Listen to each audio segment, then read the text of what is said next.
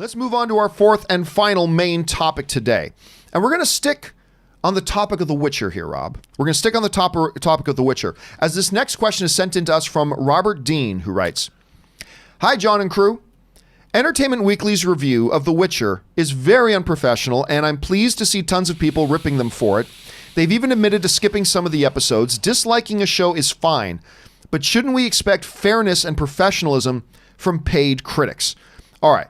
Thanks a lot for sending that in, man. And what Robert Dean is referring to is that Entertainment Weekly, one of the very solid, really good trades out there. Entertainment Weekly, Variety, Hollywood Reporter, on and on. There's a number of really good, reliable, top shelf trades. And Entertainment Weekly is one of them. Doesn't mean I always agree, not at all. It doesn't mean I always agree with what they do. Doesn't mean they don't sometimes make mistakes. They do, but they're one of the high-level trades, and I enjoy Entertainment Weekly very, very much. That said, Entertainment Weekly's Darren Franich and Kristen Baldwin decided they were going to review the show. And their review of the show was not kind. Was not kind at all. It is nakedly terrible. They give it a rating of an F and all this kind of stuff, which, let's be clear, is perfectly fine. That's perfectly fine. There is nothing wrong.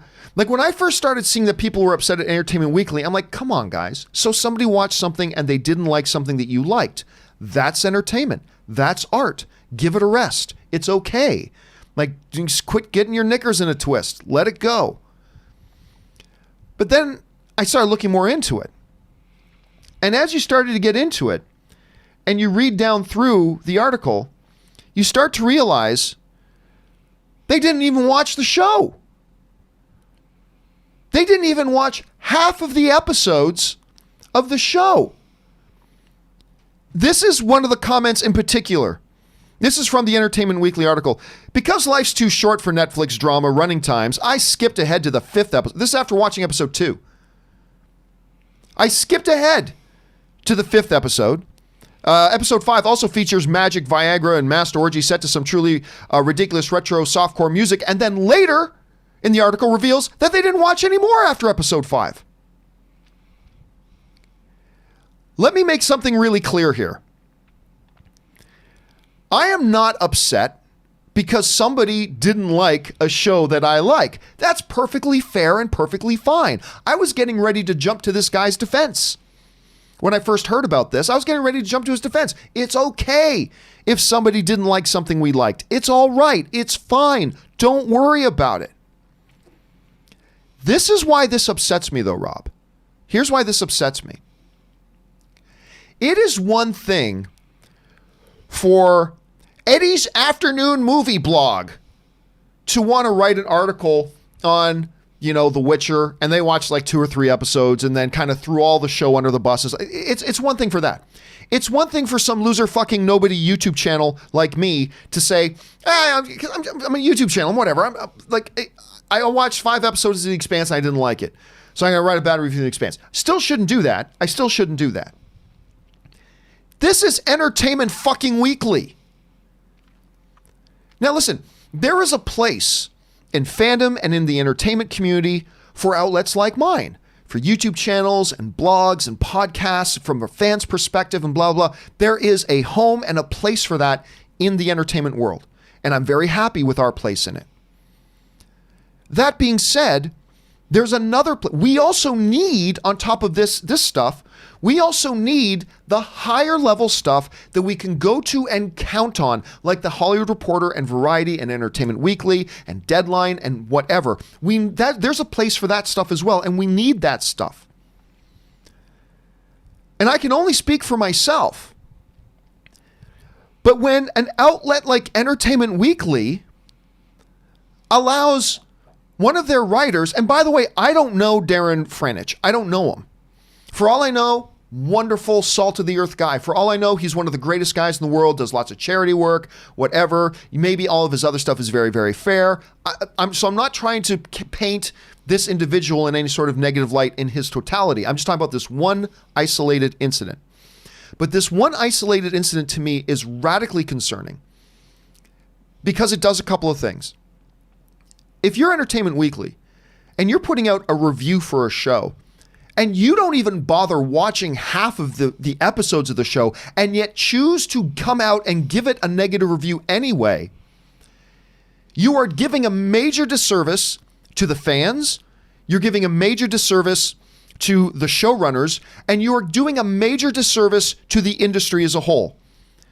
Because your place is on that shelf of Entertainment Weekly, Hollywood Reporter, Variety, Deadline. You're supposed to be one of the fucking pillars that we can go to and turn to outside of our regular fan level stuff. You're supposed to be that. And in an era, Rob, where we have a lot of people, we have people today that talk, critics don't even care, and critics will. I'm like, yes, we do. Critics do.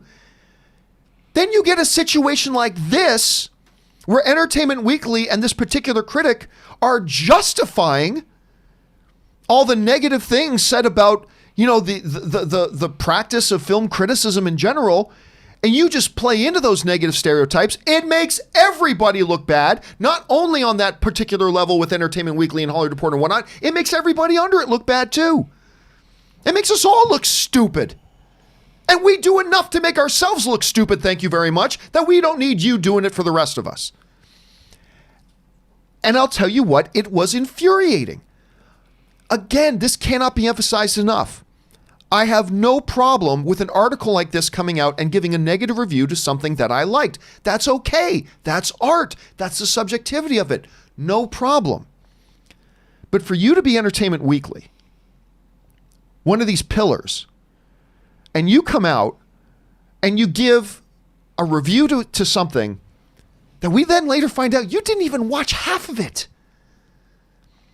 There's something wrong with that. Now, listen, I'm not going to overreact. Some might say too late, Campea, but I'm not going to overreact here and say, fire this guy. Hey, look, for all I know, this is the first mistake he's made. I don't have to agree with his opinion. I'm not doing that. But I am saying, keep a fucking eye on this. Don't let this happen again. Listen, if you watch 3 episodes of The Witcher and you decide I can't watch anymore, fine. Either don't watch it, or title your article, instead of titling your article, Netflix's The Witcher is nakedly terrible when you didn't even see half of it, title it, after 2 episodes of The Witcher, I couldn't watch anymore. That would at least qualify it and be honest and whatever in the headline. And so either don't review it at all or be specific about what it is you reviewed. But anyway, this to me I found infuriating because I think it undermines the fan community. I think it undermines and devalues the work that the showrunners did. And I think it undermines and makes Entertainment Weekly look bad. And then I think it makes everybody in the space look bad.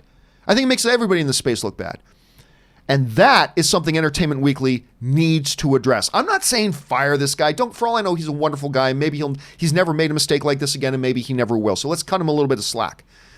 But what I'm saying is his bosses need to sit down and have a conversation with this dude and say, look, you are a paid writer for Entertainment Weekly. We pay you to review shit. This ain't some little YouTube channel. This ain't some little podcast. This ain't some little blog.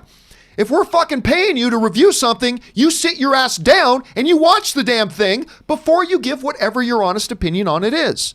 Is that too much to ask? Because I'll tell you what, I'm a piddly little fucking nobody YouTube channel. If I was paying you, Rob, to say, hey man, I really need a review of The Expanse Season 4 for our channel, for our viewers, for our community. And then I paid you to go and watch that and then do a review. And you did a review. And then later I found out you just watched 3 episodes of it before doing it. You and me are going to have a problem. As I'm sure my audience would have a problem with me. But anyway, Rob, so that's just kind of my perspective and my point of view on that. You see this whole situation. How am I I'm probably overreacting this, but what do you think about all this? Well, I think what's happening in our pundit space and in the world of reviewing in general is that the reviewers somehow seem to think that they're more important than whatever it is that they're reviewing. Now, I would say in our space, John, in the YouTube online pundit space, we are, because people tune in to see us and hear our opinions. So it's not like they're tuning into Entertainment Weekly. But when you tune into Entertainment Weekly or read their website, it's Entertainment Weekly that you're turning into. You're not tuning into necessarily a specific reviewer. You're turning into you're logging into a place of note that is supposed to have an objective, pretty objective view over the entertainment business. Obviously, reviewing is subjective, but a pretty good overview. So when you have somebody, when you read something about Witcher, you expect, because you've come to expect over years, that you're going to have those reviewers give whatever it is that they're reviewing a fair shake. And a Netflix show, they didn't just say episode 1 of Netflix The Witcher. Right. They said Netflix The Witcher is nakedly terrible, or whatever they said, which leads you to believe, as a consumer, as somebody that has gone to Entertainment Weekly in the past because I've liked their reviews, I figured I'll get a fair, their reviews have not steered me wrong. Well, these people are doing a tremendous disservice to their audience. They're betraying the audience trust by doing a review like this, because it shows we're not taking it seriously, so why should you? Well, I take a genre program seriously. It doesn't matter what it is. You know, I tune into it and I want to watch it, and I'm like going to make, as an astute viewer of genre entertainment, whether it's fantasy, science fiction, horror, thriller, whatever. You know, I pride myself on my knowledge, and I wouldn't sit down and go write some review about something being terrible if I haven't had a holistic understanding of what it is. And like you just explained to me on this show, that, wow, after the first episode, wait till you see how it pays off further down the show, the series. And it's like, if you haven't done your homework, why then are you writing a review like this? You know, you're not more important. Reviewers are not more important than what they're reviewing. I would say it's different for us, John, because we're personalities who are also selling ourselves. We have our catchphrases and we have our funny things that we say that people like.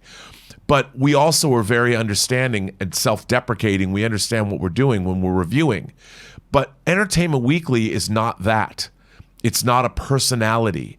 It's a place where people are going for legit reviews. And for them to do this, it really undermines their credibility.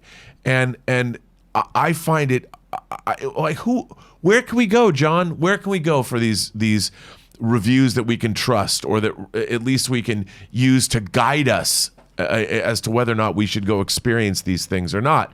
And I think it was really, I didn't like the snarky attitude about this and the way they played it off. I mean, you know, there's a lot of people out there that worked long and hard to make this show. And Netflix put up the money for this show, and give it a fair shake. Give what people do a fair shake. Like you said, if they don't like it, great. You know, write a good review, but wait till you've seen the whole thing. Yeah, and I don't expect them to write reviews that I agree with. I just expect them to have seen the content, and look, if your overall opinion of it is horrendously awful and you write it that way, all fair. Right. Even if it's something that I like. Exactly. That's all fair. I trust that you're going to give me your honest perspective on the quality of the show from your personal subjective position. That's all I ask. That's all I ask. It doesn't have to be the same opinion as me. That's all I ask. But I remember reading this and it's like, okay, so you skipped episodes. You went from 2 to 5 and then failed to watch after that. And yet I don't know. Again, now I'm just repeating myself, but listen. But they're not phoning it in. Like, you can tell from the first episode that there was a lot of thought and care and effort put into this show. Yeah. And that itself demands the respect of you as a reviewer, that before you're going to go spout off about it, if all the episodes are there, and they are, give the show and give your audience a fair shake. I agree. So question here is, guys, what do you think about this situation? It obviously upsets me a little bit because of what it represents, but how do you think about it? Maybe you disagree with me and you have a different perspective on it, which is great. Jump down into the comment section below and let me know what it is that you guys think. All right, guys.